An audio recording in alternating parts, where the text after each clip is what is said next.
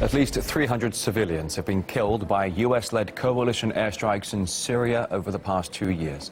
That's according to an Amnesty International investigation. The human rights group says American authorities have not yet responded to its findings, which were sent to Washington last month. The investigation cited various sources, including eyewitnesses.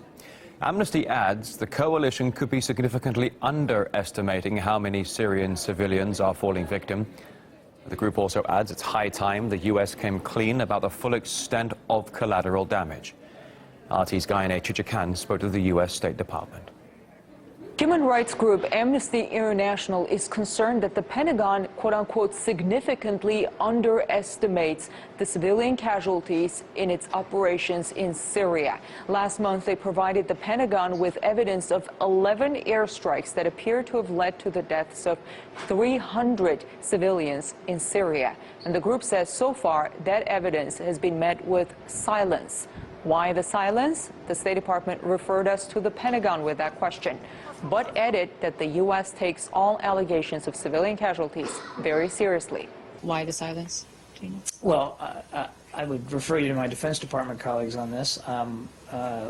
As you know, we take seriously all credible allegations of civilian casualties. The Pentagon has a system, a fairly comprehensive system for analyzing themselves what these allegations are, and then when they feel that they warrant further investigation, they do it. In the case of the 11 strikes that Amnesty examined, the group reported that to date, CENTCOM has acknowledged only one civilian casualty resulting from those operations.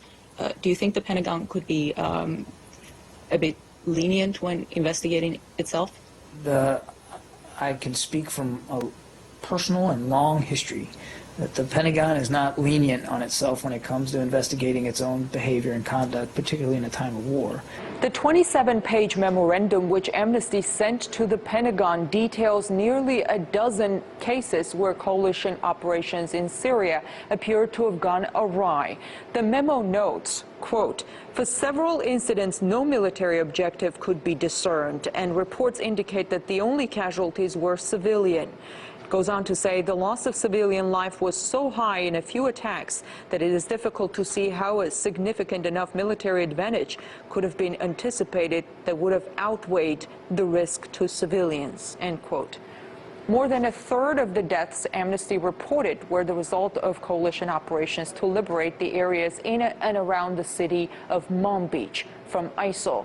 In one village of Al-Tukhar, Amnesty estimates the strikes killed 73 civilians, including 27 children. Amnesty's memo to U.S. officials also notes, quote, "Based on Amnesty International's research and analysis, some attacks known or suspected to have been carried out by coalition forces may have violated international humanitarian law." A UN Security Council session devolved into a conflict between the Russian and American ambassadors, both accusing each other of failures in Aleppo. The UN Under-Secretary General Stephen O'Brien also gave a very colorful address. He referred to the embattled city as a kill zone and gave a graphic but mostly poetic account of the situation in Aleppo, for which Russia's envoy Vitaly Churkin severely criticized him for. We expect an objective analysis of the situation from the UN when they are invited to attend the Security Council meeting. This clearly did not happen here. Russia's been doing everything in its power to alleviate the plight of Aleppo's citizens. The eastern part of the city is held hostage by armed groups like al-Nusra. Last week, in response to the UN's calls, Russian and Syrian forces established a pause in airstrikes. Planes have not come within 10 kilometers of the city for at least 8 days now. Mr. O'Brien, you did not say a word about this. You said that the residents of eastern Aleppo were sitting and waiting while chemical weapons exploded overhead. Tell us the facts and leave these kinds of stories for a novel, which you may write later. When the time came for the Syrian representative to speak, the U.S. envoy Samantha Powers decided to get up and leave the room. Earlier, she also claimed that the citizens of Aleppo were too frightened of Russia to exit the city when given the chance.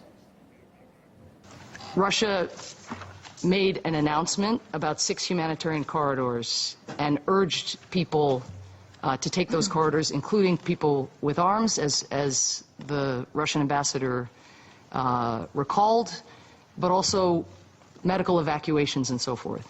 But those families and those individuals, notwithstanding their grave and potentially fatal injuries were terrified. They were terrified about entrusting their fates to the people who'd been bombing their neighborhoods. Ambassador Powers resorted to her own favorite tactics, distorting Russia's stance to the point of absurdity, and then criticizing her own absurd interpretation. Ambassador Powers said that civilians did not leave eastern Aleppo out of fear. We agree, of course, it's terrifying to live there, but to depart is also frightening. So he said the United States could guard Castello Road, together with our army, so it could be used freely to deliver humanitarian goods and to exit eastern Aleppo. The United States refused this offer. How can you then complain about the humanitarian situation and ask, what can we do? What can we do? We told you what to do, to have the Russian and American military work together on Castello. You said no, let Russia take care of that. Let Russians expose themselves to danger and the bullets of terrorists, not us. This is not fair. Meanwhile, the citizens of Aleppo are trying to lead as normal a life as possible amid all the violence. RT's Murad Gazdiev spoke to one Syrian woman with an inspiring, if tragic, life story. Meet Emenor, 52 years old, a grandmother, and also the only female taxi driver in Aleppo. When I started out, I was afraid. But in 5.5 years, people have accepted that women can work anywhere. But it was difficult at first. It's almost strange to think that if she had been caught driving a taxi in the rebel-held part of Aleppo, picking up clients, strange men, she'd very quickly have been sentenced by a Sharia court to punishment, at the very least, caning. Not that she's afraid. We still live. There are snipers, there is shelling and other things. As God wills, so will it be. For years now, she has watched Aleppo, her home, crumble bit by bit. To her, it's been torture. 5 years ago, before the war, Aleppo was like Paris, even more beautiful. Now look at all this destruction. It was so majestic, and now it's all ruined. But we will rebuild it all.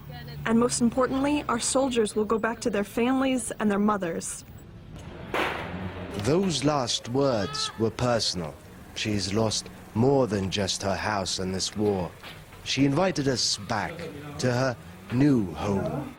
Emenor lives in poverty.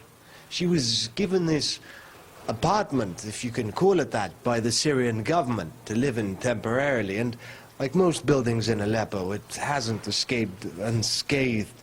She's cleared up whatever she could and piled all the rubble into this room over here. Still, home is home, and we came with gifts. 2 cans of tuna for the furry little felines. A year ago, her son left to join the Syrian army, and the family cat disappeared the same day. The son died near Damascus, exactly 1 year and 12 days ago. The body was 100 meters away from the army post and watched by a rebel sniper. I waited for 20 days, but they couldn't get him. Her husband and eldest son have died in this war. Her 2 daughters have fled Syria. Only one son remains, and he lives far away. Of course, it's been hard, and my heart is on fire. But I still hope that my country will become as it was, and even better. The day this war ends, I will try to bring the whole family back together. Until then, this grandmother, one of a kind, says she'll stay in Aleppo and continue to do what no other woman has done before. Murad Gazdiev, RT in Aleppo.